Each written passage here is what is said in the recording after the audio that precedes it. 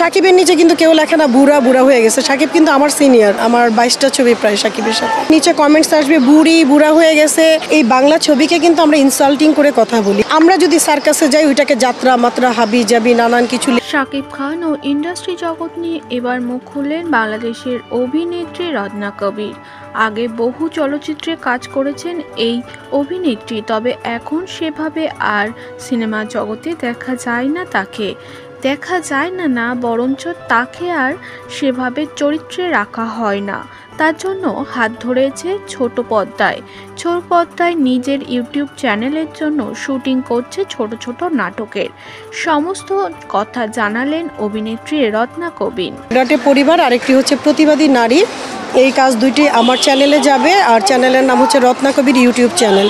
আর এই কাজগুলো করার কারণটা হচ্ছে আজকে অনেক পরিচিত আর্টিস্ট দেখতে পাচ্ছেন। এটার কারণ হচ্ছে এই পরিচিত আর্টিস্টের মাঝখানে আমরা দুইজন রেখেছি একদম অপরিচিত, যারা শিল্পী সমিতির সদস্য, যাদের মেধা আছে কিন্তু তারা কাজ করার সুযোগ পাচ্ছে না। এভাবে পরিচিতদের মাঝখান দিয়ে আমরা দুই একজন করে অপরিচিতদের পরিচিত করানোর চেষ্টা করব, যাদেরকে কেউই ডাকে না।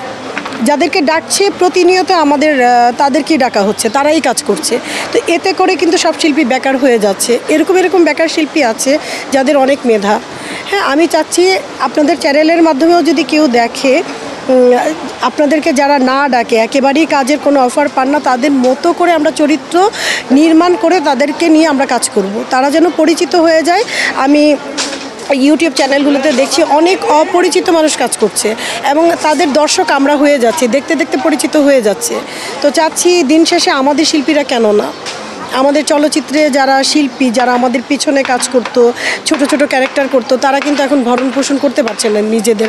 অনেক শিল্পী আছে। আমরা অভিনেত্রী রত্না কবির জানায়, একটা সময় সাকিবের সঙ্গে 22 থেকে 23টা ছবি আমি করেছি, তবে আজকাল আমার ছবি ফেসবুক বা কোনো জায়গায় দেখলেই দর্শকেরা কমেন্ট করে বুড়া হয়ে যাচ্ছে, বুড়ি হয়ে যাচ্ছে, এমন নানান রকম কমেন্ট ভেসে আসে আমার ফেসবুক পেজে। তবে একই হিরো, তাকে কিন্তু শুনতে হয় না, সর্বদা মেয়েদেরই শুনতে হয় সর্বস্ব বদনামগুলো। হ্যাঁ, সময়ের সাথে সাথে মানুষের পরিবর্তন আসে, সেটা বলে এটা নয় যে তারা আর কাজ পাবে না, কাজের সুযোগ পাবে না। আমাদেরকে কাজের সুযোগ করে নিতে হবে। দর্শকের মাঝখানে যদি সেভাবে আমরা না আসতে পারি তাহলে দর্শক আমাদের ভুলে যাবে। তাই আজ আমি বড় পর্দা ছেড়ে ছোট পর্দায় জমিয়ে কাজ করছি।